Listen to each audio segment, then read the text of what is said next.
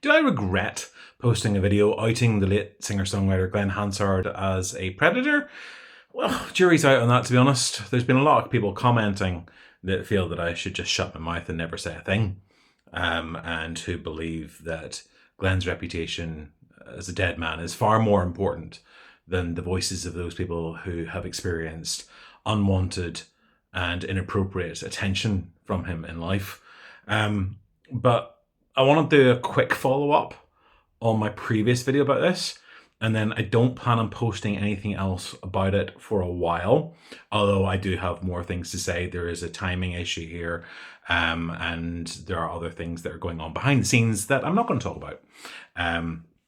But what I would say, first of all, is that if you're somebody who doesn't want to hear any of these negative comments about Glen Hansard, if you're somebody who doesn't want to listen to any of the women who have come forward and said that they had unpleasant experiences with him, or anybody else who's calling him out with their concerns for his potential grooming behavior, then your best bet is to just slide past, to swipe past our profiles, to block us so that you don't see any of our videos again in the future, stick your head in the sand, that kind of thing. That is your choice.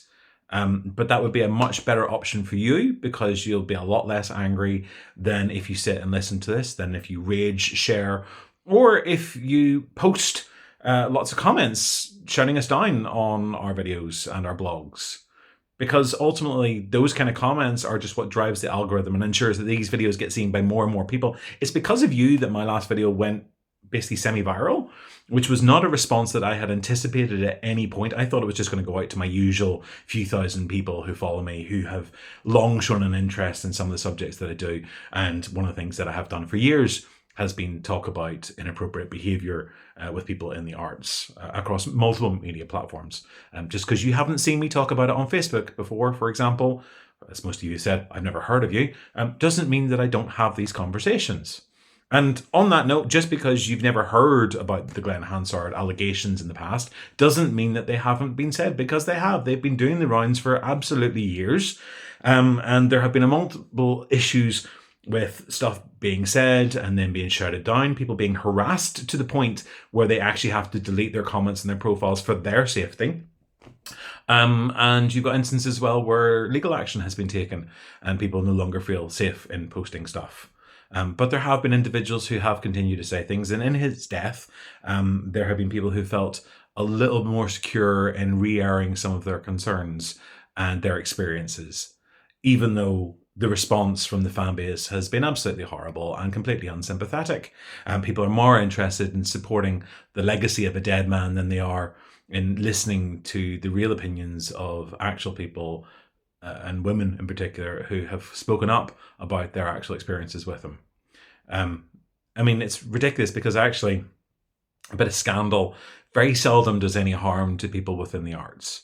There are lots and lots of musicians out there who have had very promising careers that have had minor scandals or quite large scandals, and it's done nothing for their record sales except increase them. It has done nothing to stop them from touring. In fact, in many instances, what it does is it actually increases their marketability, because they then become a bad person, and everyone likes a bad person. This is an industry in which people are far too forgiving for bad behavior.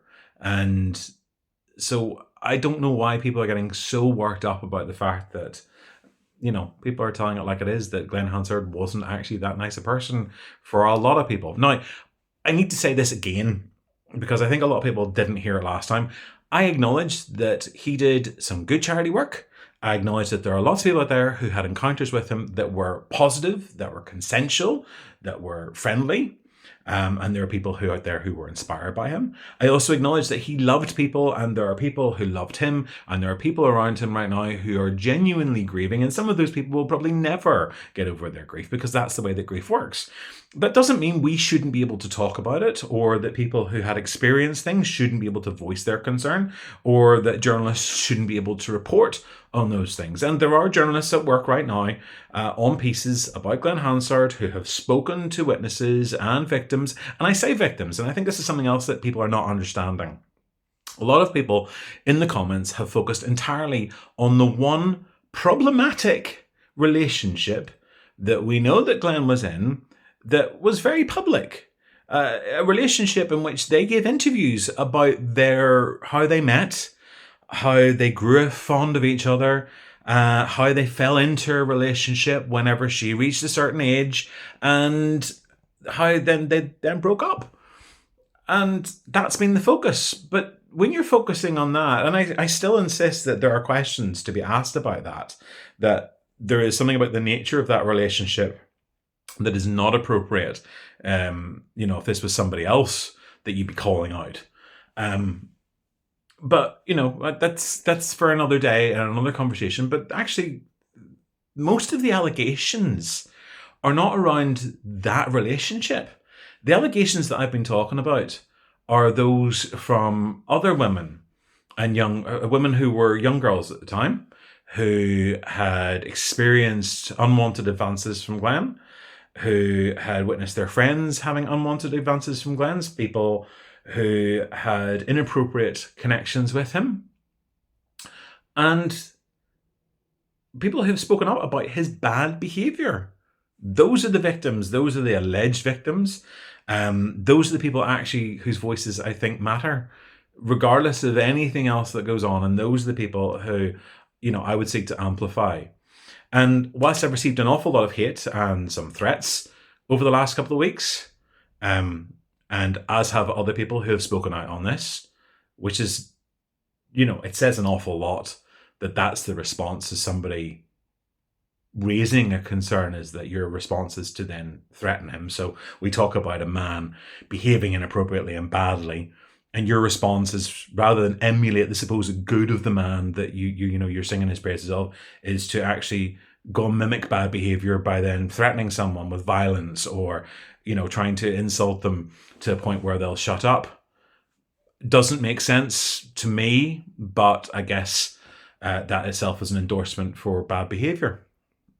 And all that shouting down of people who are speaking out isn't going to stop them from speaking out. They're still going to be heard, just you won't like it. And there is building a number of voices who will eventually come forward.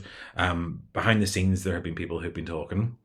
And I know that some of you feel that you should be entitled to know the names and addresses of all those people who have made allegations, probably so you can go and harass them as well. And some of you feel that, you haven't had adequate evidence. Everything is just hearsay and scaremongering. I would say that is not actually the case at all. But, you're happy to listen to the idea that this man was great and never did anything wrong. Man that most of you only ever had brief encounters with or saw at a gig, didn't actually know him, but you're not willing to listen to anybody else. And I wonder how many of you are not listening to friends who've spoken up. In fact, I know that there are people who've spoken up about their own experiences whose friends have shot them down because it doesn't fit with what they expect. But I've been speaking to people over the last couple of weeks, and I know, again, some of you just won't believe this, but it's true.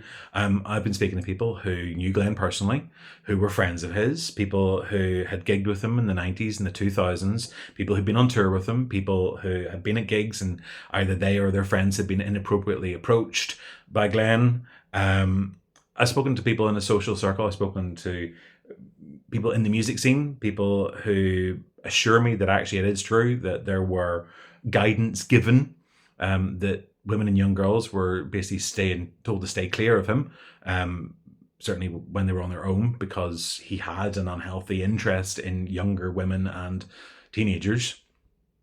But there are those of you out there who won't want to hear it. And what I can say at the moment is some of those people will be speaking to the press, actual press, not me, but actual kind of mainstream press. And information is being given. I've had insight into some of Glen's activities when he was gigging. I've had insight into some of his experiences whenever he was frequently visiting the Czech Republic, a place that he was very fond of, and some of the suggestions for why that might be. So it's been quite interesting, but it's also been really, really more depressing and darker than I ever thought it would be. And my opinion of Glen Hansard has changed, but it is not for the better. It is far worse than it was when I posted my original video 2 weeks ago. The man does seem to have had a serial problem and annoyed and upset a lot of people. And, the problem, when I talked about grooming, I mean, there is this problem that grooming in itself isn't necessarily illegal. It very much depends on what goes on and how it goes. But that kind of behavior, of coaxing someone, of kind of manipulating them emotionally, that is something that happens in all kind of walks of life. And its intent is what makes the difference, and the age of the people involved. And that's something else. A lot of you have fixated on this notion of an age gap relationship, and people will cite, their own relationships or their parents or grandparents' relationships, and think that I'm having a go at them. But that's not what it's about at all. I mean, an age gap relationship is actually quite normal. And in different eras, they're even more normal than they are today. But where I think that there is an issue, and where most of us, when we're thinking rationally, or if we're thinking about our own family, if we're talking about our own children or nieces and nephews and things like that, where we'll have an issue is if in an age gap relationship, that age gap is very significant, 15, 20 years gap, and one of those participants in that relationship is somebody who is a teenager, then there is a problem. But again, a lot of people have cited legality. Glenn didn't do anything illegal, and that might well be the case in some instances, that some of the things that are being said, they weren't wanted, but they weren't necessarily illegal. Is not quite the excuse and the pass that it sounds like it is. I mean, it's, what's legal in Ireland isn't necessarily the same as what's legal in the Czech Republic, for example. Ages of consent are something that people should look into, because they vary widely around the world. And, what you can get away with in some places is not what you can get away with here. And I think most of us would have very strong views on that, and what qualifies for a child. And, there's a lot of stuff that has yet to make its way into the public realm. But what I will say is that, I can see a pattern of behavior in terms of the things that have been shared with me, in terms of the eyewitness accounts that have been shared with me. And there is stuff that definitely raises concerns. And I think at some point it will come forward and it will come out in the public, and people will have to face some sort of reckoning. And I think most people will put Glenn in the same position as lots of other rock stars, and they will just go, well, he was a singer-songwriter, he was in the music industry, he did some inappropriate things, but that's okay, we'll just carry on listening to him anyway. And he's dead now, so it doesn't really matter. I think that's what's probably going to happen. But for people who did experience that, who've maybe been reluctant to come forward in the past or speak out, or have tried and have been silenced, whether it's by legal interventions or it's been by other people shouting them down and trying to shame them, I think we're going to see more of those people come forward. And I think that there's a fairly good chance that somewhere along the line, with the volume that I've certainly been led to believe has happened, that we're going to see evidence of a more reliable nature, stuff that I think even the biggest doubters is going to struggle with. I mean, there's going to be photographs, right? There's got to be video footage out there. Somebody's going to have text messages or an email. Somebody might even have a copy of an NDA, an unenforceable NDA, by the way, in most instances, because if you have signed an NDA for anything relating to potential sexual assault or some sort of sex crime, it's not legally enforceable. And certainly once he's gone, it's not legally enforceable in the same way, no matter what the lawyers might try and tell you. So certainly I would consider speaking to the police. And yes, we've no idea whether or not anyone ever went forward to the police. I've yet to hear of an instance where somebody did speak to police authorities anywhere in the world, who made a complaint and how it was dealt with. But somewhere along the way, somebody might have. And if that ever comes out, again, I think it would be informative and telling. I still choose to believe the women that I've spoken to and the witnesses that I've spoken to. And there's been some men as well who've told me about things that they've witnessed. I believe their stories. When I'm able to, I will share what I'm allowed to share with you. Some of that is on condition of anonymity for now, but I have their names. Some of those people will be encouraged to speak to journalists, and the police perhaps were appropriate. But this isn't done. I'm not going to be posting anything else on this as far as I can tell for a while, because I really don't want to. And right now it serves me better to work away quietly in the background. And when I eventually do publish something again, I'm sure, half a dozen people will read it and I'll be back down to my normal levels, and that's fine. In the meantime, I'm going to carry on doing my other work, which matters to me. But conversations about men being inappropriate, they're going to still happen. And I think that there is a conversation that needs to be had. And that is one around the music industry and the way that it covers stuff up, and the way that it allows such transgressions to continue, how it takes advantage of vulnerable people and children in particular, and the crimes that have been hidden in the past. And, there are other people out there right now who hold a responsibility as well, people who had first-hand accounts. Like I've got a fair bit of criticism for why am I speaking up now. And I so have other people who've spoken out, but I'm not the first person to speak up on this. I'm not the last either. People have been trying to speak up on this for years and have been shouted down and ignored. So, that's not going to stop.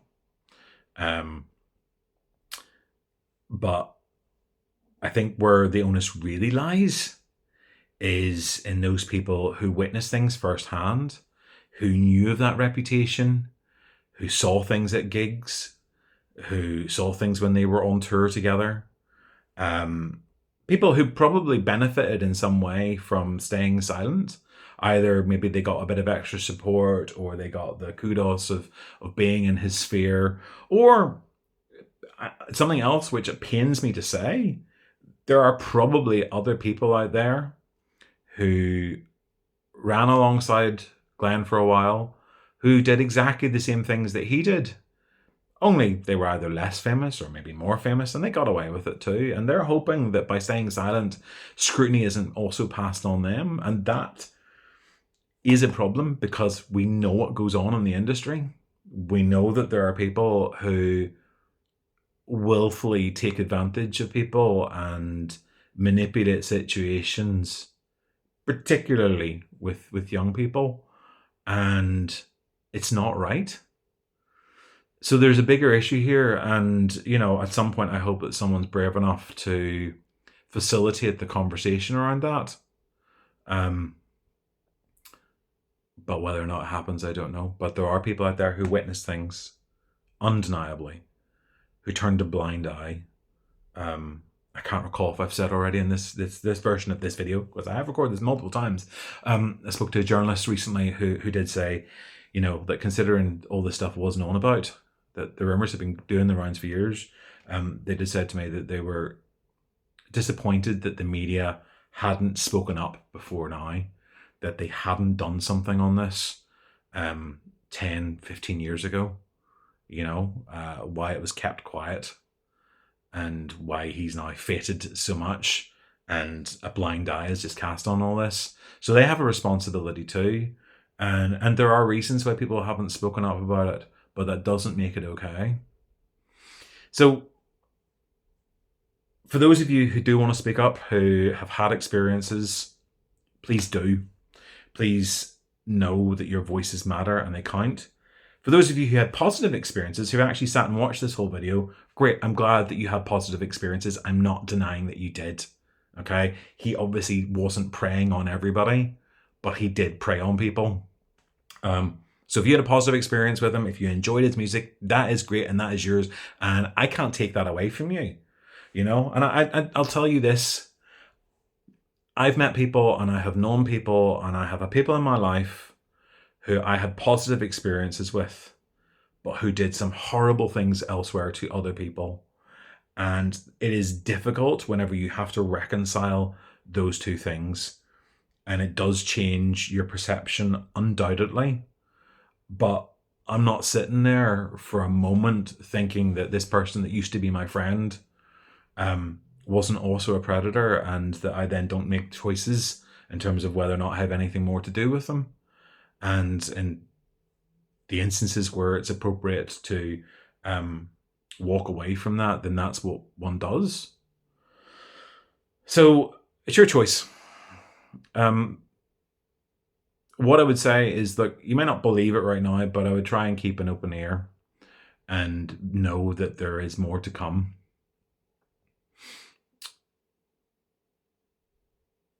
And that's pretty much it for now. So thanks for watching. As I say, don't plan on doing any more Glen stuff for a while, but I thought I should do some kind of follow-up. And I know that there's a lot of questions that I haven't answered. If I haven't answered them today, I'm not answering them right now. So keep your frustrations, keep your insults. It's not going to change anything. Yeah, have a good day.